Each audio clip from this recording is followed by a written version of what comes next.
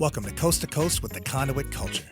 Join us as we have insightful and curious conversations with successful entrepreneurs and visionaries from near and far. Let us connect you to amazing people.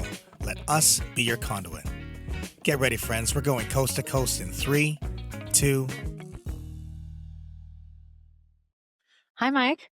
Hi, Erica. How are you? I'm good. How are you? Good. Awesome. We're back. Yes, we are. It's been a while since been a we've done minute. one of these things, so we're very excited We're very to excited. have our guests on here and our dear friend. Yes, it's an exciting reason to come back to Coast with a very exciting person. And we are excited to introduce everybody to her. Yes. We have Kim Zuroff. Yes. She is, yes, we've got a wonderful little summary here.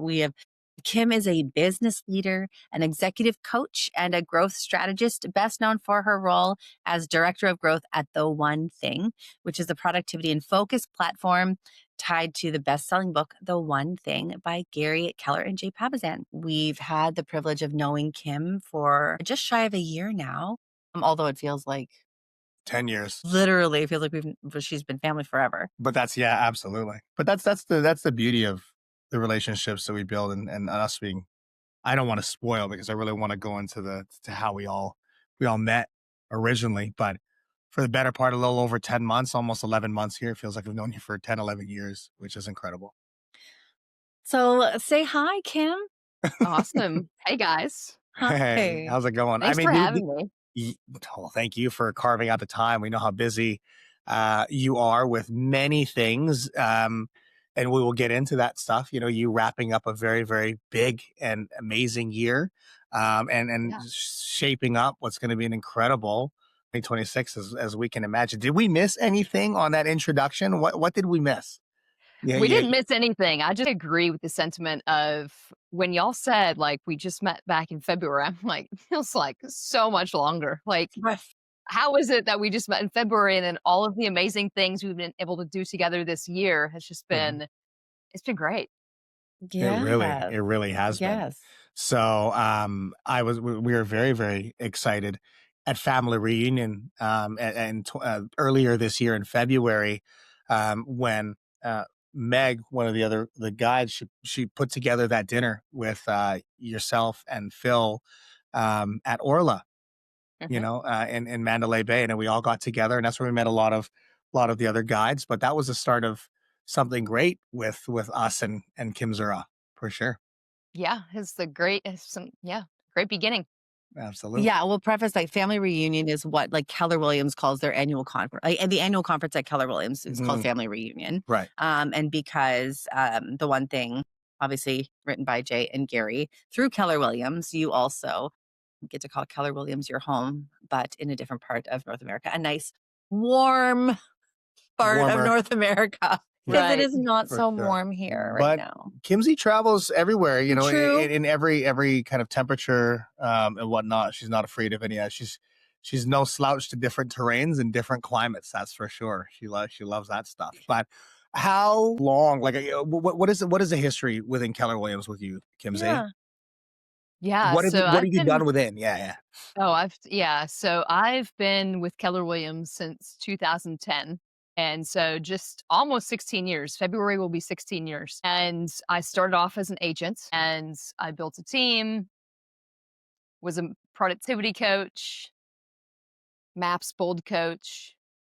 I was a team leader of a market center where I recruited just under 1,000 agents. Wow. And I did that for about 9 years and then shifted into The One Thing last year. So it's been like I've sat in a lot of different seats inside of the real estate industry, everything from the agent perspective to owning and leading and running brokerages. And it's been a fun ride. A lot of experience, a lot of learning. You meet a lot of personalities and be able to navigate a lot of scenarios and situations for sure from every side, not only just from a client to client relationship perspective, but from teams, colleagues, peers. People to people. People to people. A lot of failing forward, I tell you that. Yes, I really appreciate the term failing forward. We recently were in Hudson, New York for the annual guide meetup. And one of the exercises that they had us do was trying to teach us how to juggle. But he was like, I'm not going to teach you how to juggle. I'm going to teach you how to fail. And that was a huge metaphor for me. So I appreciate you sharing even in all of your success that it does take failure in order to grow. Yeah, I think it's like conducting an orchestra, right? It's just like the high notes, you need the high notes and the low notes to make the beautiful music, right? And that's definitely been like my journey inside of the real estate industry. Is like there's been great years, there's been terrible years, and there's been everything in between, but you mesh it all together and like the lows are equally as powerful, if not the most powerful parts of the journey. And it's just like it appreciate, the really challenging times and seasons give me so much gratitude for the times where it's just like, it's a pretty good year. Like it was didn't have anything chaotic this year. Like it was a good year compared to some others. But yeah. So you've done quite a few things this year. To that point, a couple that we'd love to touch on is the language of leadership. Do you want to talk about language of leadership real quick? Yeah, I mean, Kim Z will be able to explain the vision of why they wanted to put that together. The room that we were in with everybody that attended, and it was a great packed but yet very intimate, where you just had a lot of vulnerability, a lot of many years of experience, but at the same time, a lot of realizations that there was so much more that they needed to know that what, was, not what they would have learned along the way. I mean, just a Yeah. very, very from a simplistic approach. But yeah, Kim, let us know, how did you come up with this? Why did you feel that it was so important to coordinate and curate something like that? Because the results were incredible. I mean, the WhatsApp chat group is still blowing up from how amazing it was.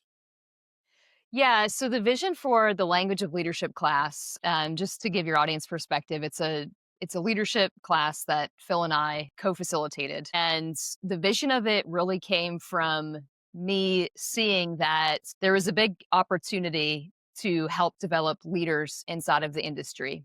And when it comes to what people get hung up by the most is knowing exactly what to say. And it's being proactive in understanding what are the moments that as leaders, if we just paid a little bit more attention to, would produce completely different outcomes. And Mm. so I looked up and over the years, like over the years of growing and scaling the team, the brokerage, coaching, all those different things, I did a lot of development, language of sales, coaching skills camps, like just different things to develop my skills as a leader. And there was a big gap of like, we don't have these things that are developing people to have these different level conversations. And so I said to Phil, I was like, hey, like, here's the vision I have. What are your thoughts? And he thought it was a brilliant idea, which I was just like, okay, great. And he's like, let's Mhm. go. And that's kind of how it happened. And then I worked to fill the room, and it was a great time in New York City. It was like one of my favorite things this year for sure. Absolutely. It was so nice to be in a room full of leaders who wanted to be better and wanted to learn. I think so often it's hard to be vulnerable as a leader because you automatically care so much about the other people who you're responsible for taking care of. So to be vulnerable, to be in a room with other like-minded individuals, to say, "Oh, can somebody help take care of me?" was really powerful. And I still, to this day, am grateful for that Very experience in grateful. 2025 because, yeah, like Mike said, we're still taking away lessons from it and implementing the importance of communication at the leadership level, not only at the client to client or realtor to realtor level. And it's Yeah. so amazing. It's so amazing that Kim has had so much experience wearing many different hats, so she's able to understand and get, how to navigate and traverse a lot of these Mhm. conversations. And yet, the language of leadership was just so impactful for many different reasons. To your point, Kim, about all the other training skills camps and all these different things, that just knowing, the right questions to ask, sit in curiosity, and build relationships gets you actually more bang for your buck than just a lot of canned training that's out there. Yeah, and I think the other thing, right, it was like one of the four cornerstones of conversations is the idea that the worst time to think about what to say is in the moments in which you're going to say it. And the key word in that is moments. Mhm. And so, how often as leaders do we pause to identify the moments that we need to be just a little bit more intentional? Mhm. And for Phil, like what I recall one of the first times I met him, he's like, the one of my moments that I'm working at mastering is my first 15 seconds when I walk inside my house. Mm. And so as leaders, it's like, what are the moments that if you were just to change a little bit, 15 seconds of intentionality could dramatically change your perception of how you're received by somebody on your team, a client, a customer, like whoever you're working with. So yeah, that work is so powerful. And I'm grateful that y'all were in the room with us. Oh, likewise. Absolutely. The second opportunity we had with you this year was our most recent Atlantic Canada Keller Williams conference that we had in Newfoundland. Hmm. You Newfoundland. Newfoundland, yes, Yeah, you yeah. put on an Not incredible Newfoundland. Newfoundland. You put on an incredible session called From Chaos to Clarity. Do you want to talk about that for a second? Yeah, and before you dive into that, Kim, it's obviously you said that you were just it's you were working with the one thing, you jumped on board with the one thing. In a year you've had the opportunity to really build something amazing in this new From Chaos to Clarity that you helped present in Newfoundland. And I'm gonna get it Newfoundland. wrong. No, Yeah, after in your Newfoundland. morning walks on the wall. Newfoundland. Yeah, Yeah, yeah, Newfoundland. yeah. But in such a short amount of time, you drove a whole bunch of impact in, Atlantic Canada. Tell us a little bit about that.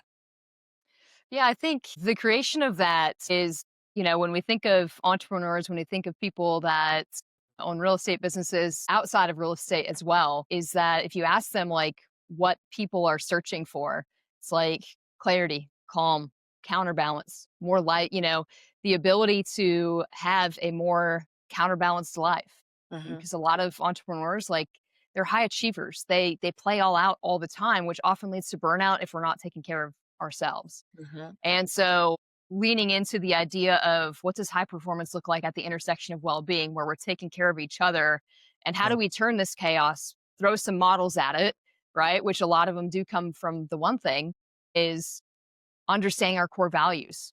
Those can be filters for how we make great decisions, right? It's looking at the things that just getting a little bit more purposeful with our time, focusing on our 20%. Like the most important activities in our businesses aren't necessarily always the most fun. And Mhm. so we spend and waste so much of our time on things that aren't actually moving the needle forward, right? It's like people mistake their busyness for business and it's not actually moving the needle. And so that's kind of how Chaos to Clarity was born, is just the idea of like hearing the problem that agents are having of just like, life is so chaotic. I have so many plates spinning. I don't even know what to do first. And when we're in states of overwhelm, we really don't know how to prioritize and we get stuck in fight or flight. And, it's like, or freeze. And, Mhm. it's like, over the years, I've seen so many really successful people just like burn out and walk away from incredible businesses that they've spent so many years building with Wow. no succession, like with no game plan. And I think for me, what I'm excited about is building a space for people to see that I can have high performance at the intersection of well-being. And I actually perform better when I take care of myself first.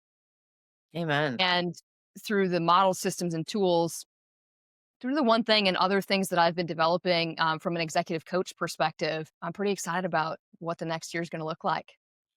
That's a great segue Mhm. because we'd love to hear what you What's have in on store tap for for Kim Z for 2020 2026? And what I love about you so much, Kim, we love everything everything. about you Yeah. and what you do.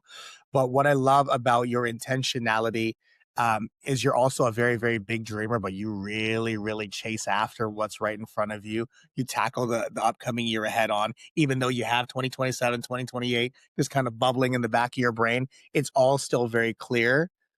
Yeah. What is 2026 from a very hyper focused standpoint look like for you? I would say like it's 2025 was a foundation building year, right? Like really leaning in, doing a lot of internal work. And it wasn't it wasn't super like starstruck glamorous. Like we did some pretty cool things, but a lot of it was laying the groundwork. Mm. So for next year, it's really just taking the foundation that I've built on and we've built on, um, and growing and scaling it. From a one thing perspective, it's really growing that and scaling the different pieces we've spent so much of this year building. from an executive coach perspective. It's building and scaling that more so, because that I've always kind of had for the last 10 years a very small roster of one-on-one coaching clients, and looking at integrating and scaling and doing some different things in that space. I'm super excited about just some of the content that I've been working on and what we can do there. Incredible. Go Go ahead. ahead. No. Oh, you mentioned that you've always liked small, like to have a very, you know, close group of coaching clients. You weren't one to take on, 150 different people and organize that into your day. Why and how do you feel, that has served you at the highest purpose to be able to focus on a much smaller group of executive clients and, the value that you can pack into it? Why did you determine that instead of a broad scale? Yeah, I think as leaders and as coaches, we're most equipped to help and serve the people we once were. And so anybody I work with, like I really work to get clarity on what they're looking to achieve in their coaching journey. I look to achieve where it is they want to go, what's their biggest challenge. And I'm very honest with myself and them if I'm the best fit for them. Right. And so some people would just take anybody on and kind of collect clients, have large rosters. And the reality is, if I'm not the right fit, I'm going to be very upfront and honest about that, because what I have found is that we each individually reach natural ceilings of achievement. We can modify our behaviors and we can bend to do anything for a certain period of time. However, if there's not full alignment in what we're doing or who we're working with, we're going to reach a point where you're just going to be burnt out and you're not going to be having fun. With all of my coaching clients, like, we have great relationships, we have a lot of fun, we're very authentic and very real with each other, and they've made huge strides. Some I've worked with for 3 years, 4 years, some are newer relationships, but for me it's like I'd rather have a smaller coaching roster where we're making a big impact than a big roster with I'm just checking in on the numbers. Mm. And from a coaching perspective, it's like I focus from a whole life perspective, not just a business perspective. And so there's a lot of reasons why I choose to have not a massive number of one-on-one coaching clients. It's because I want to make sure that it's the best fit. Amazing.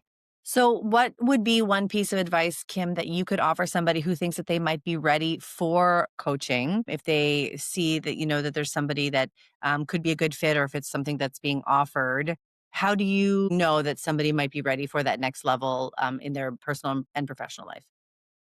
Yeah, I think if somebody might be ready for coaching if they have reached the same level of success year after year after year, and they're Mm, looking for that breakthrough. mm, Or if, it's like they desire to go a certain place and they don't know how, partnering with a coach that's been there, done that is a great, quicker way to do it. Having a coach can help you identify your blind spots of things that you're also not seeing. mm, And I think for somebody considering coaching, it's really asking yourself and getting clear on what's the desired outcome and objective of coaching. Because if you're not clear with what you're looking to get out of it, then you're not going to know if it's a good experience or not a good experience. mhm, And just be very real about, like, what are the expectations you have of coaching, right? Like, because coaching's not a magic pill.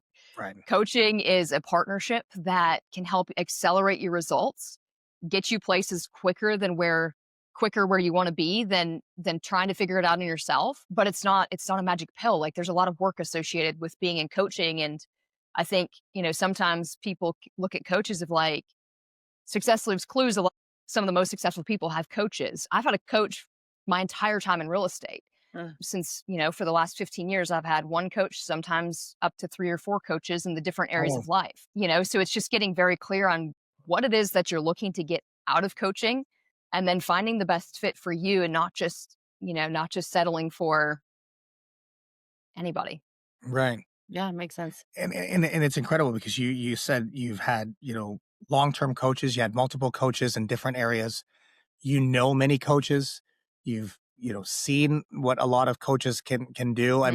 mean, and granted, there's a lot of people out there that are looking for that magic pill or that big breakthrough out of numbers. But in your opinion, Kim, how much, what's the balance here of, you know, able to, from actually coaching and therapy? Like how much, in a coaching session, how much more, like actual therapy is going on within these calls than actually telling people this is what they should be doing? Yeah, it just really depends because a lot of coaches aren't qualified to be somebody's therapist. Okay. Right. Fair. Yeah. And it's, so if lines get close to being crossed, I mean, like for what I've learned and studied and understand, I understand a lot about human psychology. Yes. I've done a lot of courses, I've done a lot of studying on internal family systems, different methods of cognitive behavioral therapy, right? Mhm. CBT. Yeah. So from a coaching perspective, it's like coaches ask great questions so that people can self discover and self identify. Stepping into the therapy lane is something that I don't desire to do, Right. even though I have enough knowledge to be able to understand if we're getting close. And then I say, hey, look, like, here's some certain things that I feel like should be unpacked with a therapist Right. and make that referral. So, in my opinion, there's a quite clear distinction of therapy and coaching. Right, right. And you answered a lot of that just sort of behavioral coaching and really understanding the neuroscience behind it as well. Obviously, you touched on one cornerstone. I think it really boils down to, especially when you have a coaching client, regardless of their success level, is that one pillar, that one cornerstone that people will always do things for their reasons and never ours. So how prevalent is that through your conversations? And almost as a two-parter, what you know of the exactly what to say community and all the 32, sequences of words, how has that evolved the way that you are able to not only coach, but also prevent a potential from coming in? How much more has exactly what to say amplified your curiosity and empathy when you're dealing with somebody new or somebody that you're working with? Yeah, I think the exactly what to say framework is super helpful in terms of understanding what do they know about working with a coach. The Right. sequence Yeah. of the words, right? And so it's just like you can take the sequence of words and use it to ask better questions. I think one of the things that Gary often says is he's like the quality of our lives are determined by the level of questions we ask. Exactly. And so, so the exactly what to say framework, it allows us to ask better questions. And when we ask better questions, we're going to get better answers. When we get better answers, we're going to know if somebody is a fit to work, with me in coaching, or if maybe they need to be referred to somebody else. So I think I I've taken the framework and from a personal perspective been able to utilize it in ways that have helped me just ask better questions and communicate at a different level. We have had an opportunity to pick your brain a little bit about what somebody might be looking for when it comes to hiring a coach, if they might be ready. What can you speak to people like Mike and myself? It's no secret that we are trying to do what you've done and venture from being full-time realtors to including that in our, professional growth As a segment of it, for as a sure. segment of it, You're but right. to also branch off on the tree that is our growing business. We would love to have a branch of executive coaching and keynote speaking and sharing insights and helping other people grow too, because that does fill our buckets to help other people grow and succeed. What's a piece of advice that you could offer us in our aspiring, 2026 and beyond goals? Right. And if it's even possible to do it all, right? I mean, It is. you have done it all, right? So, It's so possible to do it all, and I think it just goes along the tagline of "No one succeeds alone," and so it's like the biggest piece of advice I would have is, as you're thinking about your someday and you're working it backwards to even 3 years from now, 5 years from now, what do you desire that vision to look like? But not just a vision of what stages are you speaking on, what's the content that you're delivering. It's also having a future org chart of who am I gonna need in my world to be able to make this happen? And I Mm. think that was probably one of the biggest pieces of advice for me is like, as you're thinking about your goals, also envision out a future org chart of what are the opportunities that we're going to have that we'll need to attract talent for. Mhm. And so I think that's probably the biggest piece of advice is we can do anything. We can build anything. We can have any scale of business we desire. And it's just going to take great people to help us do that. And so, so then it's just getting clear on once you're clear on the roles you need to hire for, then it's just always keeping it in the back of your mind of when you meet people doing what you're doing, it's like, would they be a fit for opportunities you have in the future? You know, because that's essentially how I ended up at the one thing. I mean, Jay and I met 13 years ago, and like he told me like 10 years ago, if you ever want to make a change, can I please be one of your conversations? And we would talk about it on a yearly basis. Uh, And so, like, I was a long-term person for him. Mm, And it took a long time for us to find space to do business together. So that's, I mean, that's the advice that I would give you is create that future org chart that's in alignment with the vision you desire to build and start to find those people. I love that. you were literally on Jay's org chart 13 years prior to. He just didn't really know it. Yeah, or maybe he did at the time. Maybe he looks Yeah, it's like for a long time we had known, like, it's just like when the time's right, something will, will figure itself out. And the timing for this situation was just, it just aligned this time, which is great. I love that. Being on stage, maybe not the main stage, but being on stage for a family reunion is something that I've aspired and I've kind of roped Mike into aspiring as well. For sure. There was something so cool about being able to facilitate and having, been gone as realtors to those things and attending even, the mega camps and the family reunions as certified guides now with Phil. But we take a look at some of these rooms in a different light now, right? So instead of, constantly paying attention to the one who's facilitating or the one who's speaking, my head is all I'm looking at what people are retaining. I'm looking for the reactions. I'm looking, that's the stuff that really lights me up inside. And to Erica's point, we came back, after what was it? It wasn't 2023, was it? That was Anaheim. Yeah, well, where we said he's like one day it's gonna be I or is said it 5 years. I 5 said years. in 5 Yeah, so years. 5 years. Not necessarily um, you know, the gigantic big stages, but those little breakout sessions in those different rooms. Split the difference. I don't need Yeah. the main stage, but I want something No. bigger than a breakout. Just to have the compassion to help others, just really tying in the how human beats digital, in a digital age, and elevating the client service and experience through communication as opposed to just the things that are done during the transaction. That's the stuff that we really want to Mm. be able to either moderate panels or be in the room for. So we're very excited. And I think, One day. yes. And I think also just acknowledging that we have regressed a little bit in our communication skills, and that's okay that we have all regressed. As a society. Yes.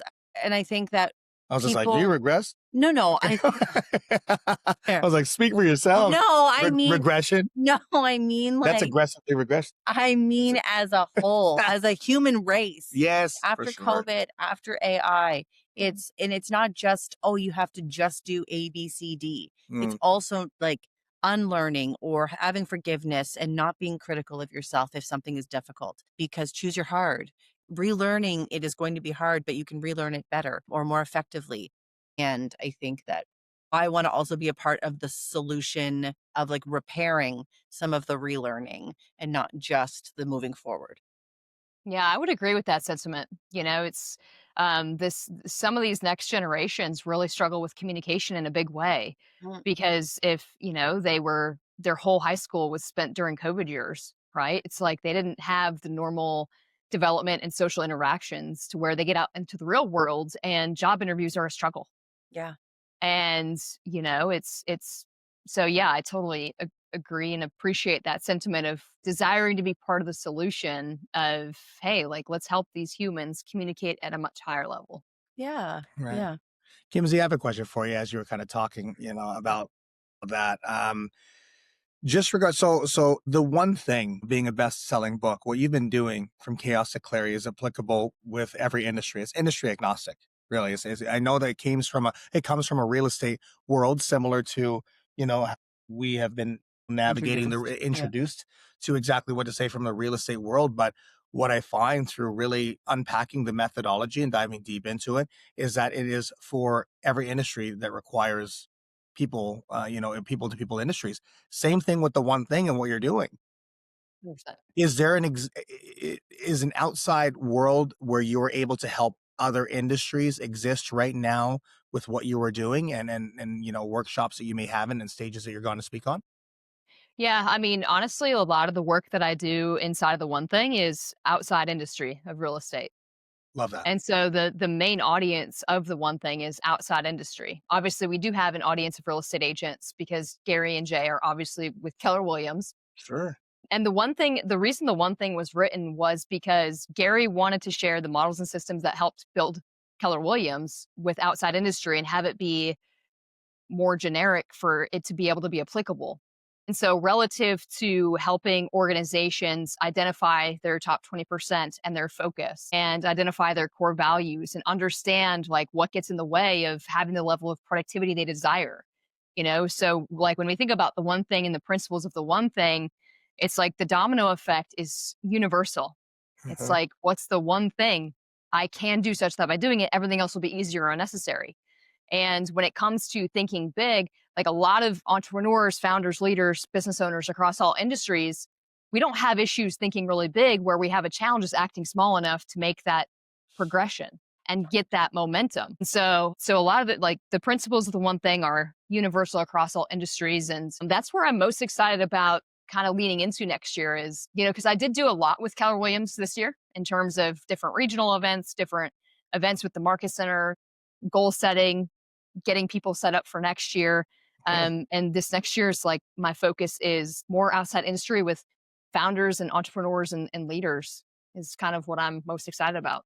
I love that. I Incredible. love that. And in a year working with the one thing and being the director of growth, how have you, prop yourself up and position yourself up to have these conversations with outside industry? I mean, it's just that, you're in real estate for so long, you know that what you're working on right now is with exactly what you said for outside industry. How have you been able to bridge these connections and communicate to have them buy into it? Yeah, so I think it's getting involved with organizations and things outside of the real estate industry, right? So one of the things that I made my goal for this year was I really desire to build a network of people outside of the industry. And like, how am I going to do that if real estate's all I've known?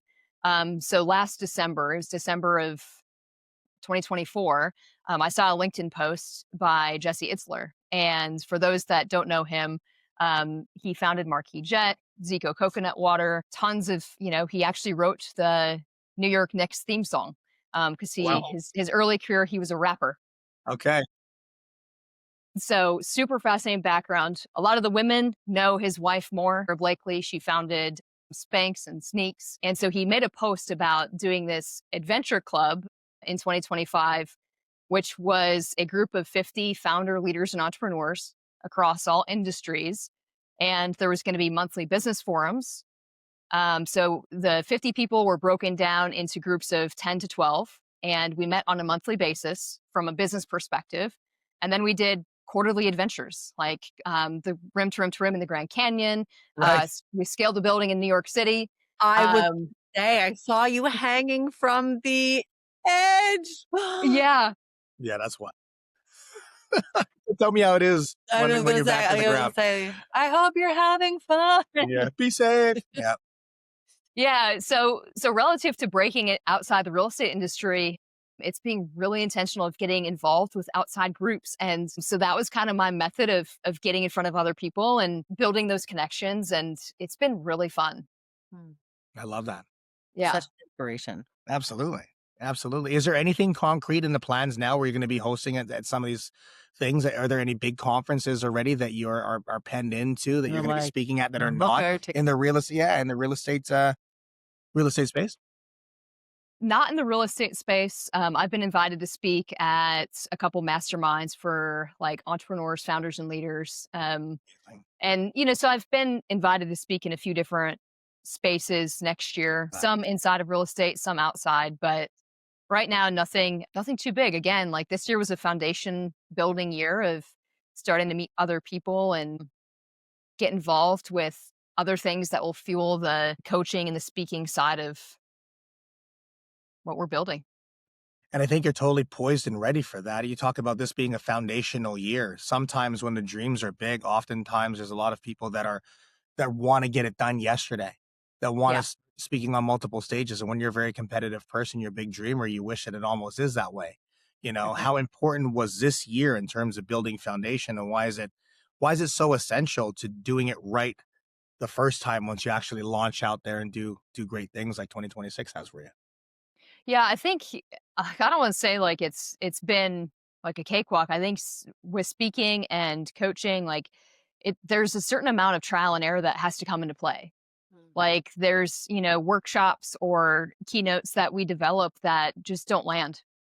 And it's like having, it's being okay with creating a great product, but also knowing that it can change and it's not something that's going to be written in stone of just like because chaos to clarity when I taught it in Newfoundland, there was quite a bit of changes because I taught it 13 more times between now and the end of the year. Right. And Right. so each time I get better when I go on, like every time that I go on a stage, I get better. And then I take, Phil's kind of taught me to how do we become the best version of ourselves on the stage? It's like by truly reflecting and being honest with ourselves of like what went well, like what's the thing I'm gonna do next time? What LB. like where did I miss?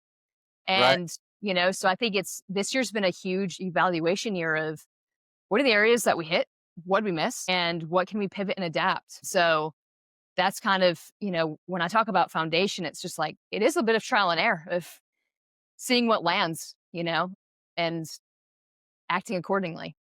Right. I mentioned this at the business development days that we just came back from in Hudson, and it's very much like, you know, Phil refers to it as music. You know what I mean? And playing your best hits. There has to be rehearsal. There has to be shows at small clubs. Comedians, they call it working out, and little you know, dive little comedy places to see if their jokes are going to hit. Right.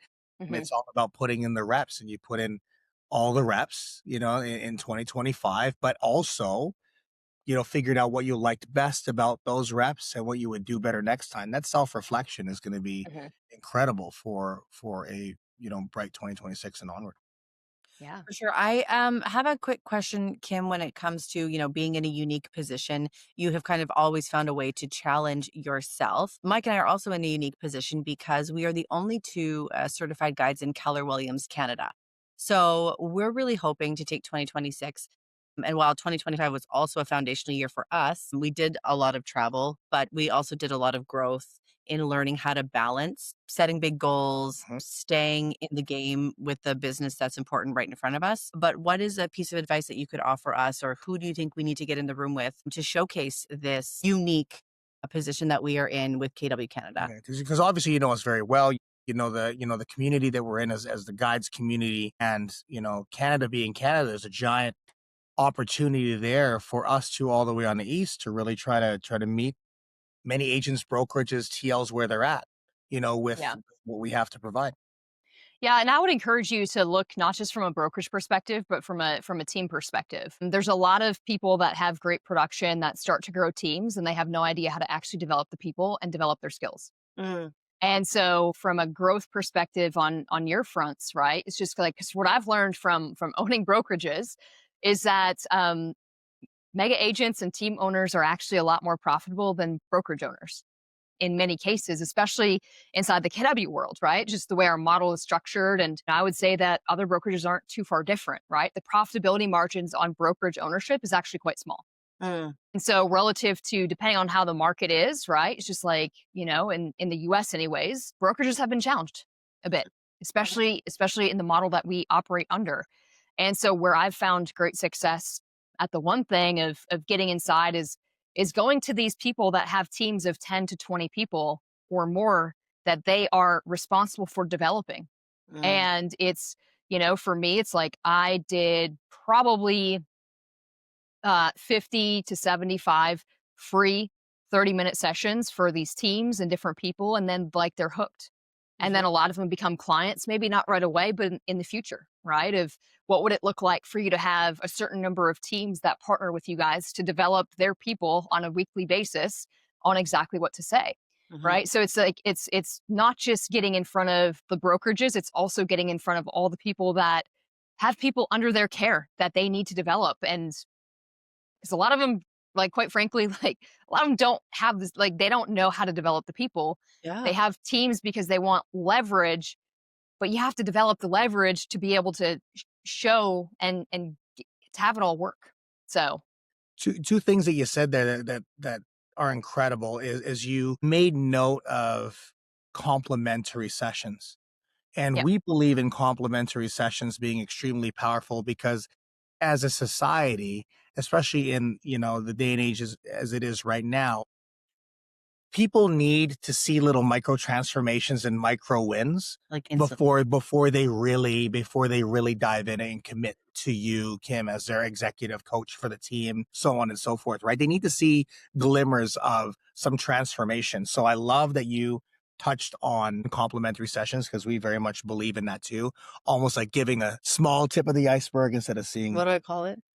I'm driving you crazy with the what term is amuse bouche. a moose bush. You know what? I'm like, when you go to a restaurant and they give you like a little teeny, Here's the teeny, tiny, explanation. like mini soup. Yeah. And they're like, oh, that's an amuse bouche, which translates to like a mouth tease. Right hand to God.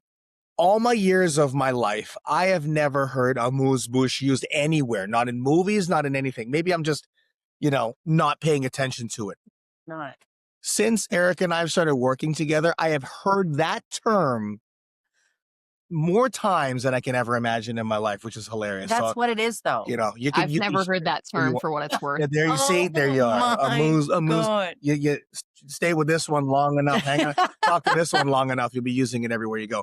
But yeah, so that little that the complimentary thing was one thing that you really pointed out, for sure that that stands out to that. But also, sorry, that second one, you talked about teams and helping the teams where they're at. Through our complimentary roadshows and moving around through all of our brokerages, we have had team leaders come over to us and very much like from chaos to clarity, where you're helping people get back centered to what propels them. It's almost like self-care is going to give them a better outcome. We've had team leaders approach us and literally say, listen, and tell us, when we ask, what is 2026 look like for you? The common theme is, I want to get back to me. I've poured so much into my team. Now I need to, find myself again. And you said earlier in the beginning of the podcast that a lot of people you've worked with just go, execute at a very high level for a long period of time, and some of them walk away. Right. Mhm. This don't is want that. yeah. So the team thing is very, very great advice. Yeah. Well, thank you, Cam. I don't know if there's anything else. Yeah, I and I mean, would we've had you for almost an hour, and we're so grateful for that. If there's one thing you could tell our listeners, This is one thing that it's thanks for coming out. What would yeah. it be? What is that one thing you would tell people who are listening right now, taking the time? Yeah, I think the one thing that I would share with people is to work to get clear on where you want to go someday. Because if you're not clear on where you want to go, every option, every path, opportunity is going to look like a good one. And then you could wake up potentially 5 years, 10 years from now, realizing that you spent all that time climbing the wrong ladder. And so I think if people are looking to get into coaching or figuring out their next play, like get very clear on where you want to be someday and work it backwards, because that's the best advice I can give.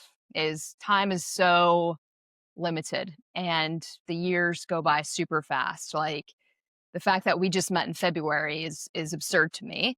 But the year went by so fast, and time is a limited resource. And so, yeah, get clear on where you're going someday and act accordingly. I love that. I love that. How do people find out where you're going to be? How do they find out the work that you're doing? How to get a hold of you if they want a little bit more insight to speaking with you and whatnot? How do they get into your world? Yeah, so I think the best way is through Instagram. Instagram and LinkedIn, I'm both very active on those fronts. And on my Instagram, like I have a link tree with all the different events and different things that we have going on, and that's the best way to get connected. What's your IG username again, Kim? It's my name, Kim Zuroff. Kim Zuroff. Okay. Easy. Same thing on LinkedIn. Yes. No, Kim Zuroff, illustrious Kim Z at the one thing dot No, like the champ like dot I canyon conqueror, yeah, mountain climber, astronaut, aspiring astronaut. yeah, not one of those. That's not on my list, just for the record. You're okay to stay on land. Pretty easy to find you. Kim Zuroff on Instagram, Kim Zuroff on LinkedIn. Yeah, Kim Zuroff, Instagram, LinkedIn, Facebook, all the different places. And you guys will not be disappointed in your ability to follow along with Kim's adventures, because she's unstoppable. Yeah. I keep people on their toes. That's I for live sure. vicariously through your adventures. And if there's anybody out there that is just like, I can't do it. I was like, Kim Z, there's going to be one person, Kim Z will tell you that your thinking is absolutely incorrect. And she'll tell you everything is, all the things that she has done Would you and go everything she's perceived. skydiving? Have you been What? skydiving? Of course. It's on my. Then she's going to be like, actually, I'm a certified skydive instructor. Right. I wish that's something. I don't think I could bungee jump, but I really would like to skydive one day. So when I'm ready, I'll call you. You can Feel free to call me. I've jumped a lot. There was a part of my journey that I really like. I was working to become a certified skydiver. Oh, yeah. 100%. Yeah. And then I opted to not. And I was just, even the building, like, being 110 stories above the entire city of New York, that doesn't really faze me, but it also does not give me the rush that it used to. And so skydiving, I'm kind of just indifferent about now. But in my younger years, I love to jump. You're the best, Kim. Yes. Thank you so much. Thanks, guys.